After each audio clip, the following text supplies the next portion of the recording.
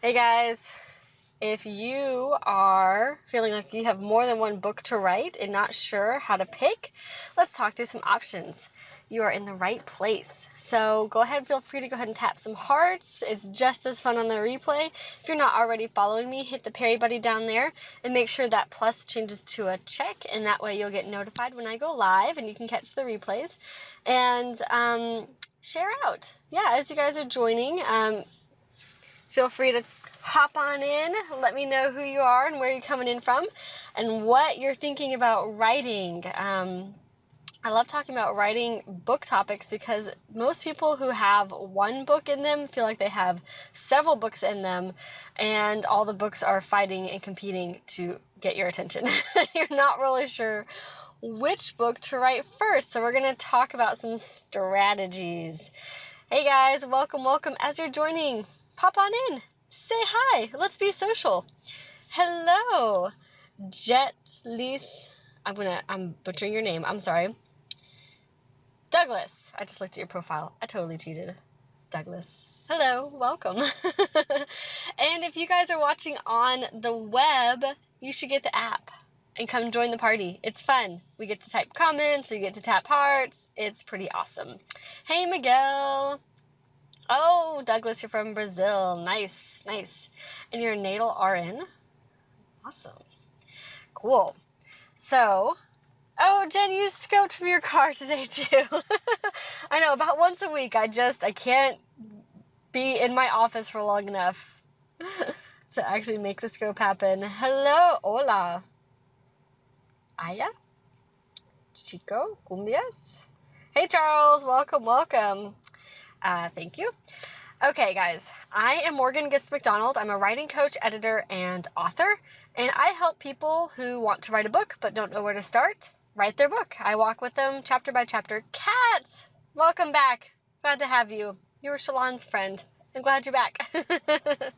And I walk with authors. Thanks for those hearts. I walk with authors from vague idea through first draft to finished publishable manuscript, and it is a really fun process. And often I talk to authors at the sorry, someone's looking at me really funny because I'm in my car in the parking lot of Starbucks scoping. It's a crazy world we live in this social media world. Okay. So a lot of times I encounter authors, especially at that very beginning stage, where they're like, I have so many books to write and I don't know where to start. And that is a really good place to be. It feels overwhelming at the moment, but it's actually a good thing because you have lots of books in you and you feel it. And each one just wants to get out. And so you just have to pick one. So there are a couple options. Thanks for those hearts, guys. As we're talking along, if something feels like it resonates for you, go ahead and tap some hearts on the screen so I know that you're there. And the hearts make me happy and they help me to create content around you. So thanks. I think that's Kat's hearts. So there's a couple things you can do. The first is the most straightforward. I think that starting with an ebook is a really good place to start because it's like 20 to 30,000 words. It's manageable. It's a little bit smaller. Oh, Miguel has some nonfiction ideas. Ooh, I would like to talk to you about that too because I know you're writing a fiction crime thriller at the moment, which should be fun. And you're going to finish in January. I remember that. So the first most sort of straightforward way is to look at the maker. Yes, we're talking about how to identify book strategies. So I'm going to walk you through a couple of different ways that you can think about which book you should write first. And I think an ebook is a great way to go because it's 20 to 30,000 words. And you can self-publish it pretty easily. Ronnie agrees. And you can put it on Amazon and you can publish it in Kindle format or in CreateSpace paperback format. And a lot of people think, oh, well, it's an ebook. It's going to be really short and not worthwhile. But that's not true anymore. 20 to 30,000 words is enough to make a significant impact on your reader. Like you're sharing enough of your knowledge, your wisdom, your expertise, your journey to lead them through a transformative process, even if it's not really long and really research heavy.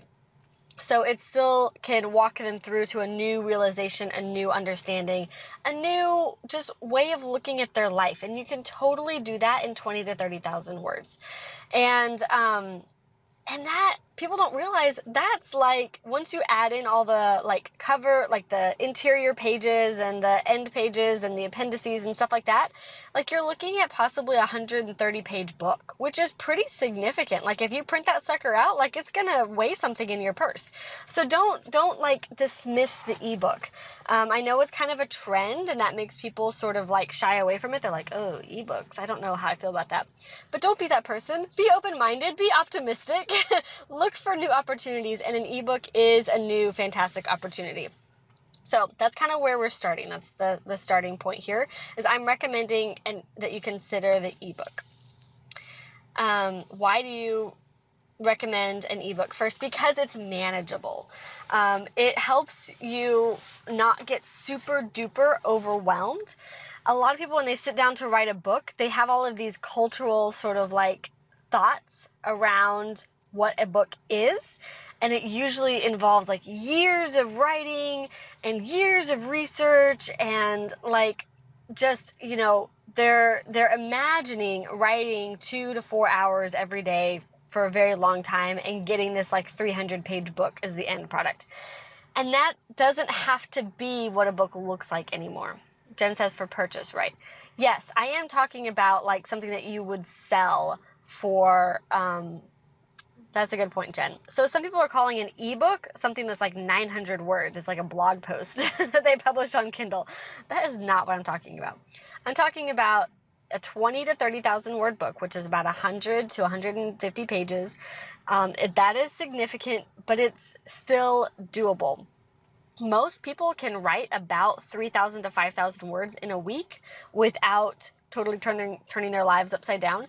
And at that pace, you can write an ebook within 2 to 3 months. And that's why I like this format, because it's something that you can do in a relatively short amount of time and feel that sense of accomplishment. Like you realize, I can write a book, and it gets you over that hill, right? So there's almost like there's a hill between where I am now, unpublished author, and like where I want to be, published author, and it feels like that hill is really high because you're thinking like this is a year and like multiple years long process with lots of research and lots of deep thought and angst and depression and drug addictions. Like, I don't know, the cultural stuff that we put on being an author is pretty intense. So I'm reducing that hill, making it a little bit easier to climb, and say, let's start with the 20 to 30,000 word ebook, which you can put on Kindle, you can print on paperback. If that makes you feel better, do. I'm doing that right now. My first book was just a Kindle book, and I've recently decided, I was like, you know what, I want to see that thing in paperback. So I'm printing it. It's like 138 pages, and I'm like, I want to see that on my bookshelf. But it started out as an ebook. Anyway, that's the format we're talking about. So what's your first ebook going to be? And I can call it book. I'm just going to call it book. But we all know where the starting point is, right? Thanks for the hearts, guys. The first is to look at how you are currently making money. Okay, this may not be super obvious, but we're gonna talk around this. Maybe you're an entrepreneur. Maybe you are a specialized kind of business person, and you could branch out to consulting and entrepreneur stuff. But maybe there is some sort of specialized skill set or expertise that you have gained over the last few years. It could have been the last 2 or 3 years. It could have been the last 20 years. I don't know. But if there's a way that you're already making some money and you have gained some expertise through that, write a book about it. Because I guarantee someone else is looking to gain that same knowledge, expertise, wisdom, and they are searching on Amazon to see if there are any books about it. It may be esoteric. So there is one client that I'm working with who does functional and alternative medicine. She has her own private practice, and she is constantly having to tell clients about the basics of alternative medicine.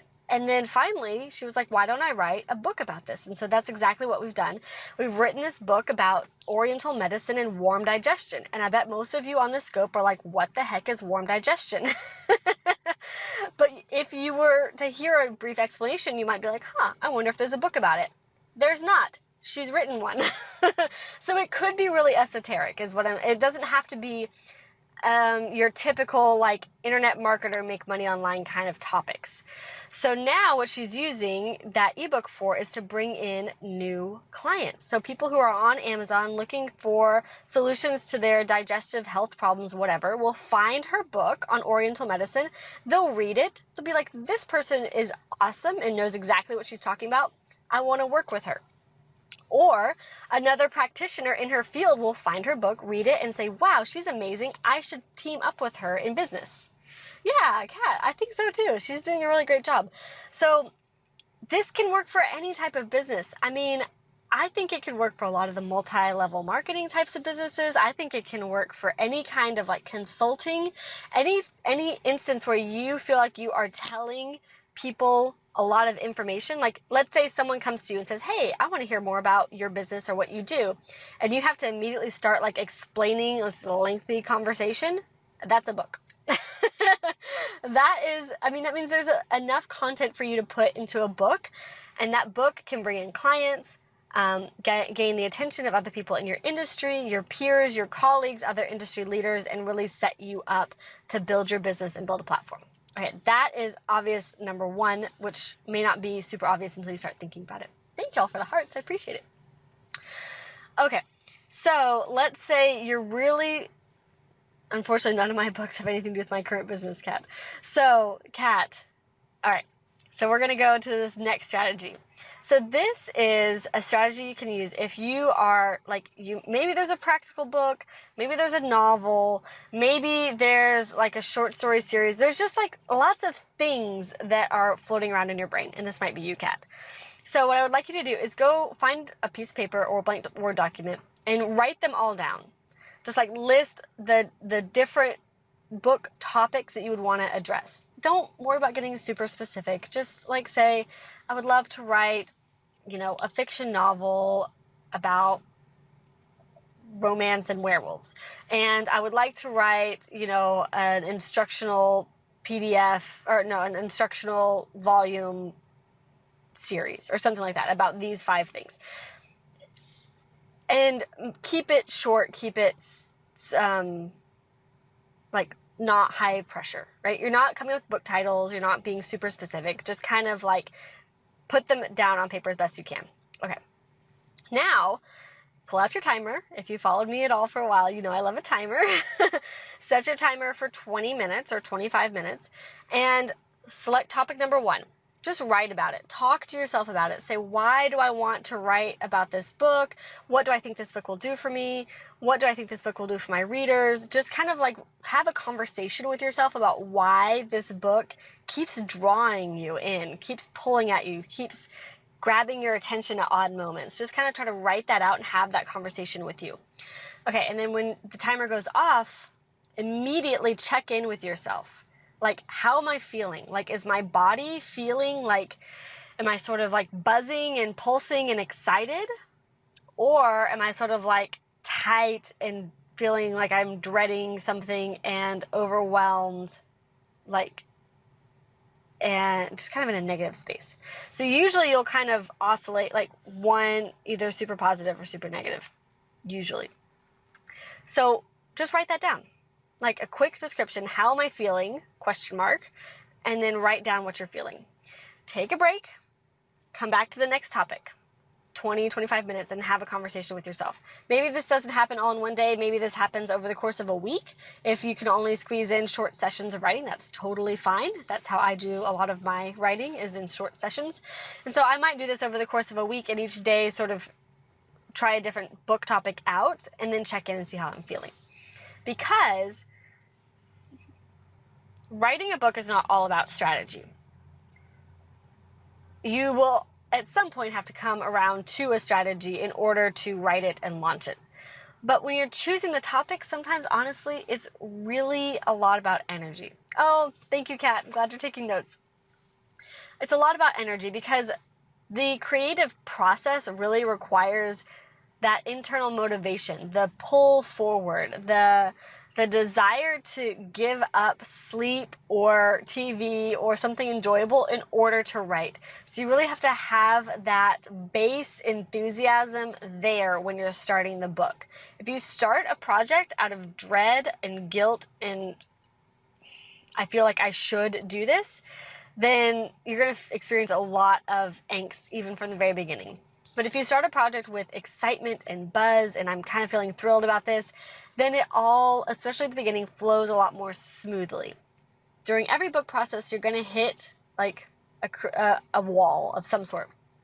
And we could talk about that in another scope. But you'll want to begin with that enthusiasm. So those are my best strategies. First of all, look at where you're already making money and build a platform that will sort of boost your business around that. Second would be, if you really have a lot of variety, try these free writing exercises. Miguel says topics depends on what you're going through. It helps. Yeah, I mean, you'll be inspired throughout your life, depending on exactly what you're going through. And sometimes a book topic will just hit you. And I think if you feel a book topic just hit you out of nowhere and you're like, that's an amazing book, I need to write that, don't sit on it. Like, start writing it, because that enthusiasm is what will get you through like the hard beginning stages. And if you sit on it for too long, that enthusiasm does wane. There is a shelf life for ideas. I mean, you can come back and you can reinvigorate, but it's harder. So if at any point you feel like that's a book I have to write, go ahead and start writing it. You know, there's no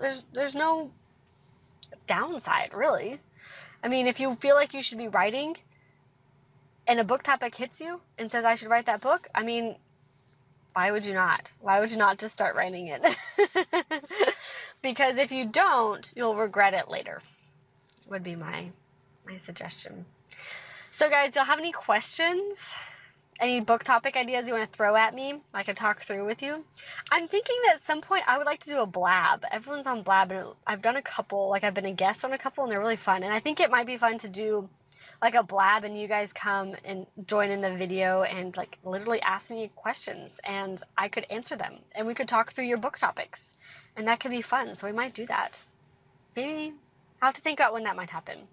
Maybe on like a Friday or something. Anybody have any questions? I hope you guys start writing your book. Miguel, I know, is already writing. Miguel, you would opt for a blab? Kat says, that sounds cool. Jen says, hard time narrowing down. Health and happiness is my niche, but it's diverse. Yeah, oh, Jen, it is, but you have a niche. And that is actually really important, because you probably already have a lot of knowledge and expertise and wisdom. Jen says blab would be fun.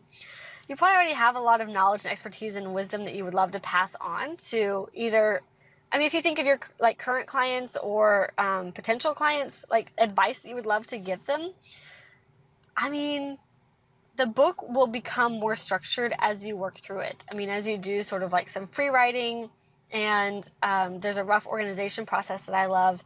I don't know if, Jen, you've gotten the 12 steps book that I put out. Well, it's not. It's a quick start guide. Paperravenbooks.com/12 steps, and it's like a quick start guide. It's like 10 pages, and it walks you through like how to write the book. But the first few steps would be particular to you, because maybe you could do a few days of free writing and then create this rough organization, and that might help you really narrow down and see what your book could be about. I mean, I imagine, Jen, that you're having a harder time because there's so much you could write, and that is a good sign. Oh, Jen, you got it. Haven't started implementing yet. I know, so much to implement. Okay, Kat, it was paperravenbooks.com/12 steps, like the number 1, 2 steps. Miguel says, I've been thinking of ways how single people can better themselves before getting into relationships. That is a great topic, Miguel. I love it. I love it because it's so true. I mean, granted, I haven't been single for a while, more than 3 children ago, but I see that struggle with a lot of my friends, that they're waiting to be in relationships until they start, like, they think that the relationship will improve themselves. And so I would love to see a book where we talk about self-improvement before you get into a relationship. I like that a lot. You are welcome, Kat. So yeah, Jen, I would love to talk to you after you've done like a few free writing sessions and an attempt at a rough organization. I think that will bring some clarity to you. Alrighty, guys, I am gonna I'm off caffeine. I have stopped having caffeine. Ronnie says, should you use the same pen name if you write fiction and nonfiction subjects? Ooh, Ronnie, good question. It depends on what the goal is. If you ever want in your nonfiction stuff to become a consultant or someone who is brought in to do like speaking or live events, then use your real name, because that would be really weird if people are like, and this is, Ronnie, who writes under the name Jane Eyre. I would say for nonfiction, if you want to be known as an expert or thought leader of some sort, then just use your real name. So I'm outside Starbucks. I'm going to go in and get a green tea, which has a teeny bit of caffeine. I'm trying to get off caffeine because my sleep patterns have been really disrupted lately. And so that is my struggle today to stay energized. But you guys just helped me. You gave me a boost. I appreciate that. Okay, Coach. You too, Miguel. Thank you, guys. Thanks for all the hearts in the comments. And I'm going to think about that blab idea. I think it could be really fun. You guys have a good day. And you can catch notes and replays at paperravenbooks.com/periscope. I'll see you guys later. Bye. Yeah, the struggle is real, Jen. You know it. Alrighty, bye.